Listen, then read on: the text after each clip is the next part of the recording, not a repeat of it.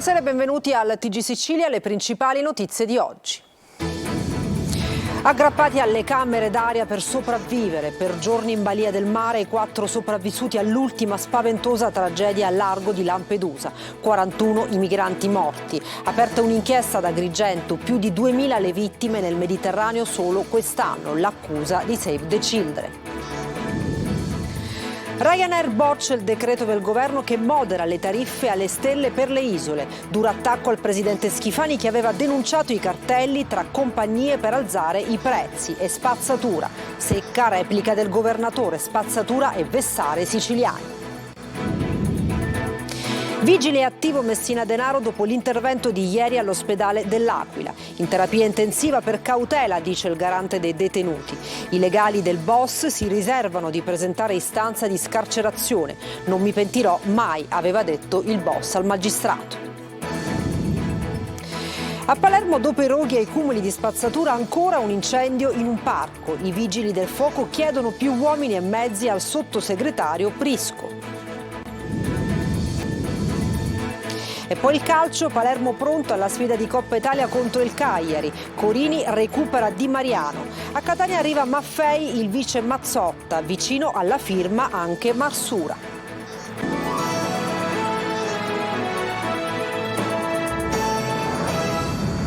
Per 5 giorni in balia del mare in tempesta hanno visto sparire, inghiottiti dalle onde, i compagni di viaggio. 41 i migranti morti nell'ultima terribile tragedia nelle acque di Lampedusa.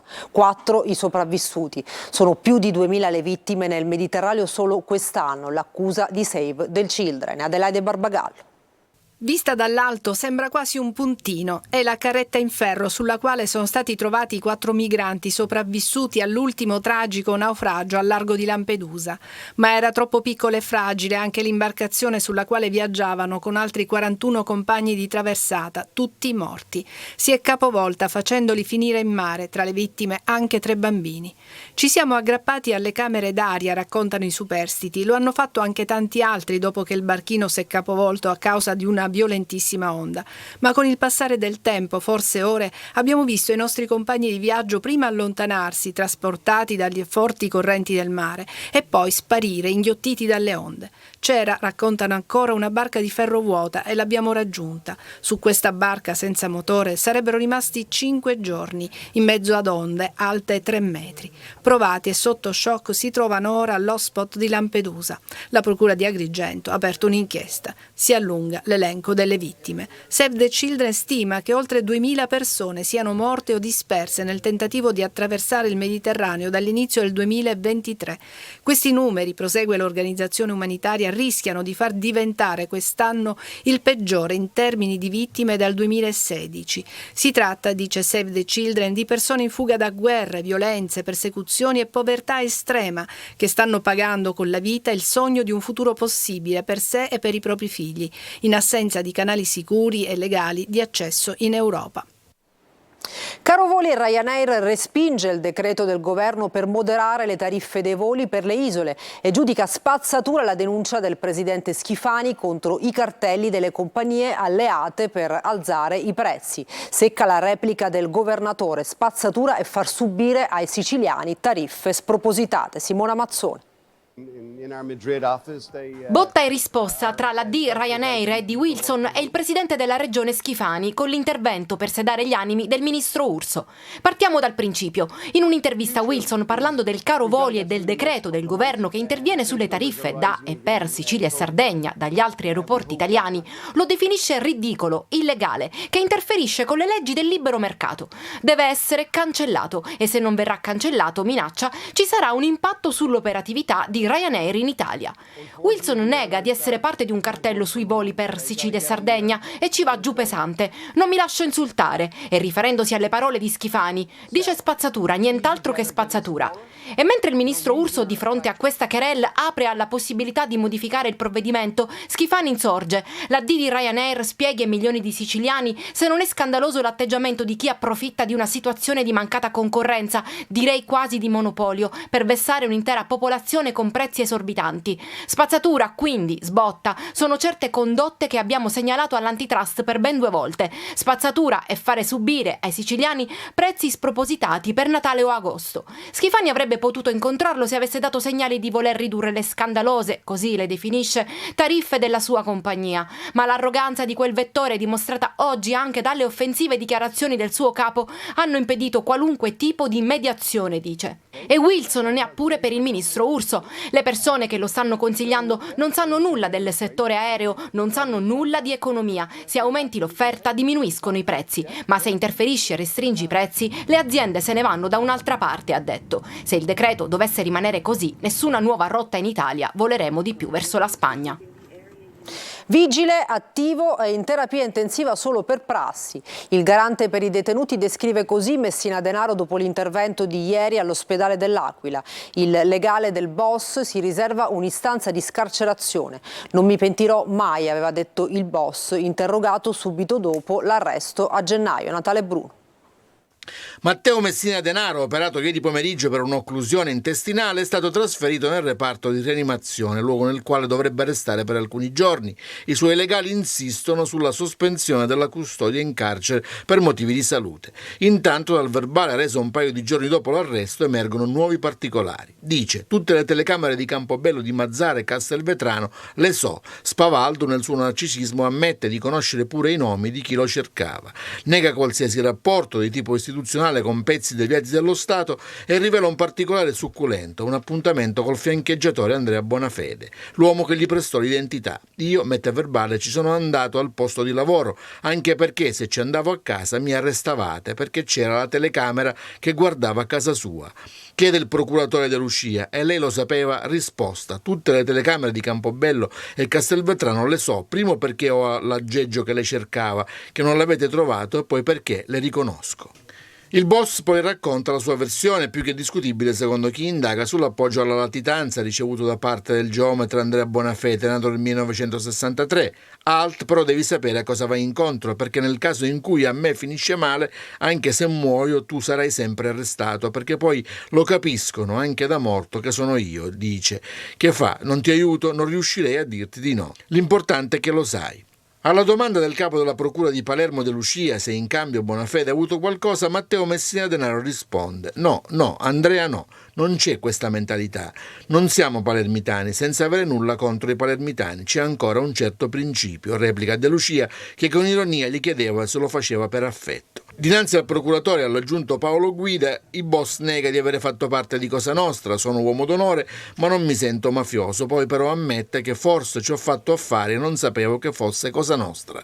Da quelle dichiarazioni emergono anche i tratti della fermezza di un boss che afferma che non si pentirà mai, nega le accuse di avere commesso le stragi, dice di non avere voluto offendere Giovanni Falcone quando imprecava durante le commemorazioni che lo avevano trattenuto in strada. E ancora, mi sono creato un'altra identità, Francesco, giocavo a poker, mangiavo al ristorante, andavo a giocare. Dopo i roghi e i cumuli di spazzatura, ancora un incendio a Palermo in un parco. I vigili del fuoco chiedono più uomini e mezzi al sottosegretario Prisco. Marco Gullà. A Palermo l'estate è anche sinonimo di incendi ai cumuli di rifiuti per strada, scene che si ripetono ogni anno e anche da alcune settimane è così. La spazzatura, infatti, in alcuni quartieri nel capoluogo resta per strada dopo l'emergenza provocata dall'incendio in discarica a Bellolampo dello scorso 24 luglio e diversi cumuli sono stati dati alle fiamme la scorsa notte. I roghi nei quartieri dell'Uditore, di Brancaccio e dello Zen, un incendio di rifiuti anche in via Messine Marine, fiamme anche a Ballarò tra le vie Decollate e Zaire. Sono intervenuti i vigili del fuoco impegnati per gran parte della notte a spegnere le fiamme. Incendi anche a Partenico nella zona delle case popolari invase dal fumo. Una situazione di emergenza. Proprio questa mattina, sul tema incendi, il comando dei vigili del fuoco di Palermo ha ricevuto la visita del sottosegretario con delega ai vigili del fuoco Emanuele Prisco. Tema dell'incontro anche la carenza di personale per i vigili del fuoco che hanno dovuto fronteggiare l'emergenza incendi, non contando su tutte le unità. Il governo in questi mesi ha riservato un'attenzione importante al Corpo Nazionale, potenziando di circa 1800 unità l'organico. scegliendo di fare un importante investimento con la sostituzione di gran parte del parco mezzi per dare mezzi più sicuri e quindi mettere in sicurezza il personale negli interventi e allo stesso tempo dare servizi più efficienti ai cittadini. Gli incendi in agricoltura e l'allarme dei produttori, la storia di due imprenditrici che hanno investito sulla terra e ora si sentono assediate da minacce e taglieggiamenti dei piromani senza nessun sostegno. Giusy Lazzar. All'alba la telefonata e la corsa per vedere le fiamme alte e le colonne di fumo che distruggono tutto e non lasciano niente che possa tornare come prima. I roghi li conosce bene, li ha visti ben 3 volte nell'ultimo anno Francesca Oliva, imprenditrice agricola di seconda generazione a Solarino nel Siracusano. 10 anni a Milano e poi si torna a casa e tenacemente si innova per rilanciare l'azienda che produce limoni e olio. Abbiamo avuto un incendio che è partito da 3 punti di questo terreno che è di 18 ettari, alimentati dall'incuria lungo il canale che è limitrofo alla proprietà e dalle discariche che ci circondano. Molti mi chiedono chi è stato, non so se sia un'operazione più ampia per chiedere agli imprenditori di lasciare il territorio. Nell'ultimo inferno di fuoco sono andati in fumo 20 ettari e 2000 piante di limoni GP di Siracusa e 200 alberi di ulivo. La mia domanda soprattutto al nostro Presidente è se credo nell'agricoltura che ci dia delle risposte e ci dica se è veramente sostenibile, se ci sono le condizioni minime per lavorare in questo settore, dato la situazione attuale dei roghi in Sicilia e dell'incuria e della non disponibilità al dialogo delle istituzioni. Un'altra storia di ritorno in Sicilia, quella di Chiara Lobianco a Cassibile, dopo anni trascorsi fuori per studio. L'azienda di 90 ettari in gran parte è coltivata frutta e ortaggi biologici. Stessa sorte anche per lei che ha fatto i conti poche settimane fa con l'incendio di parte del suo terreno, preziosa fonte di biodiversità. Vi sentite soli come agricoltori? Noi siamo soli. Ogni volta che succede qualche cosa ti senti comunque che... anche gli stessi vigili del fuoco erano impotenti, nel senso l'atteggiamento che tenevano era di comunque persone che erano sottodotate di mezzi e che non potevano fare il loro lavoro in maniera adeguata. E cambiamo argomento, un mese di eventi per celebrare la riapertura del parco archeologico della Forza di Ispica. Si può tornare a frequentare il sito dopo un importante intervento di ristrutturazione. Ci si potrà avventurare nei percorsi della roccaforte naturale abitata dall'età del bronzo, tra antichi insediamenti rupestri, le tombe arcaiche, l'anfiteatro, la vecchia chiesa dell'Annunziata e quella di Santa Maria della Cava. Al via stasera il programma con il sassofonista Francesco Cafiso e il tutto che in tutto il mondo rappresenta il jazz siciliano. Un ladro seriale è stato arrestato dai carabinieri di Via Grande che lo hanno riconosciuto grazie al sistema di videosorveglianza di una delle attività prese di mira in notturna dall'uomo. Simona Mazzone. Il suo obiettivo erano le attività commerciali di Via Grande e dintorni. Un 33enne del posto si intrufolava al loro interno nelle ore notturne, seminando il panico tra i commercianti che l'indomani mattina ritrovavano le casse svuotate. Come è accaduto al titolare di una barberia di Via Vittorio Emanuele, che ha denunciato ai carabinieri di avere subito il furto di circa 200 euro. Così il fioraio accanto, che ha denunciato un furto di 500 euro e la notte successiva quello di pochi euro del proprio PC. E poi il giorno dopo è stata la volta di un bar di Aci Bonaccorsi in Via Garibaldi, dove il Lupen Via Grandese avrebbe prelevato nella notte 600 euro. Eccolo in opera il ladro seriale, grazie alle immagini del sistema di videosorveglianza di una delle attività, in una delle nottate della sua settimana piena, mentre, dopo essere entrato dal retro, si cala goffamente con il volto travisato da una maglietta bianca. Si intrufola all'interno di un negozio dirigendosi verso la cassa. Il 33enne è stato dunque riconosciuto dai carabinieri di Via Grande perché è già noto alle forze dell'ordine che sono risalite all'uomo perché in ogni furto utilizzava il medesimo modus operandi e la solita maglia attorcigliata sulla testa. Il malvivente è stato arrestato con l'accusa di furto aggravato.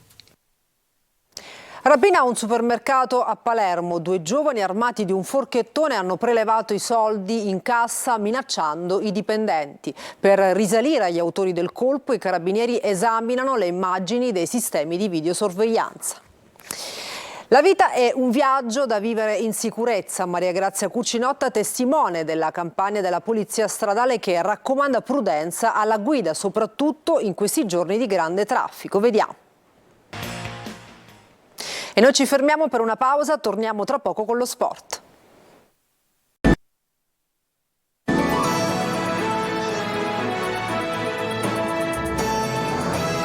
Bentornati al TG Sicilia, adesso il calcio. Il Palermo prepara la partita di sabato sera a Cagliari, valevole per i 32esimi di Coppa Italia. Corini recupera Di Mariano, sul mercato club rosanero che spinge per il centrocampista Morutan. Marco Gullà. Il primo impegno stagionale per il Palermo si avvicina. Rosanero che sabato sera alle 21 sfideranno fuori casa il Cagliari di Ranieri nei 32esimi di Coppa Italia. Una partita dall'alto coefficiente di difficoltà, ma è risaputo che il calcio d'agosto può sempre riservare delle sorprese. Ecco perché, nonostante la differenza di categoria, il Palermo crede di poter iniziare la stagione con la marcia già ingranata. Leonardo Mancuso, Edoardo Soleri e Nicola Valente hanno lavorato parzialmente in gruppo, mentre Giuseppe Aurelio ha continuato il lavoro differenziato. Corini punterà ancora sul 4-3-3 con il tridente offensivo che dovrebbe essere composto da Di Mariano, Brunori e Insigne. Mercato sfumato Valencia, il Palermo ha deciso di trattenere Soleri. Il calciatore ormai fa parte del progetto del club del City Group, che comunque ha sempre puntato su di lui, tanto da fargli già firmare un contratto nella stagione passata fino al 2025. Ma sembra solo l'inizio. Soleri può essere un valido aiuto per Brunori, visto che a detta di Corini un attaccante come lui è unico poiché è in grado di cambiare volto alla squadra aggiungendo centimetri. La dirigenza del Palermo intanto è al lavoro per Olimpiu Morutan, uno che in Serie B ha fatto la differenza l'anno scorso a Pisa. Il club rosanero ha messo gli occhi sul trequartista esterno di proprietà del Galatasaray, che difficilmente lo includerà nel progetto e che comunque potrebbe dargli poco spazio. Quella per Morutan però è una trattativa difficile sia per il prezzo che per la concorrenza. Il Palermo ci proverà anche perché la destinazione rosanero sarebbe gradita al calciatore. E parliamo di Serie C. Il terzino sinistro 19enne Mattia Maffei è un nuovo giocatore del Catania, vicino alla firma Marsura. Il Messina ufficializza il giovane Zunno ed è vicino al Jolly Marco Firenze. Sergio Colosi. È la difesa il reparto su cui in questa fase si concentrano le attenzioni maggiori degli uomini mercato del Catania, in considerazione dell'esordio casalingo del 3 settembre contro il Crotone e della squalifica di 3 giornate di Lorenzini. Sul taccuino del direttore sportivo Laneri ci sono parecchi nomi. Il 24enne Alessandro Quaini, scelto da Dabbiani, vuole il Catania, ma di mezzo c'è il Fiorenzuola che gioca al rialzo per monetizzare la cessione. Il Catania è vigile e punta sulla volontà del calciatore. Daniele Liotti, Ivan Marconi, Sasan Monaco, Marco Chiose e Filippo Sgarbi, gli altri nomi circolati, mentre l'ex reggino Cionek ha scelto l'Avellino. 2 difensori centrali e una prima punta nella lista della spesa rossa-azzurra, in attesa della firma di Davide Marsura, dopo quella di ieri del giovane terzino Mattia Maffei, nuovo vice Mazzotta. Nel Messina ai temi estivi del mercato e del ritiro si aggiungono quelli extracampo, quali segnali premonitori di un'altra stagione difficile. È pronta l'azione legale del Comune per un debito dell'ACR di 175.000 euro, mai certificato dal presidente Sciotto nella trattativa con l'imprenditore Mannino per l'utilizzo nell'ultimo biennio degli stadi Scoglio e Celeste. Il Messina è invece pronto ad annunciare gli accordi col Jolly Marco Firenze e il difensore Federico Pacciardi replica di essere in credito con l'ente. E per questa edizione del TG Sicilia è tutto, grazie per averci seguito e buona serata.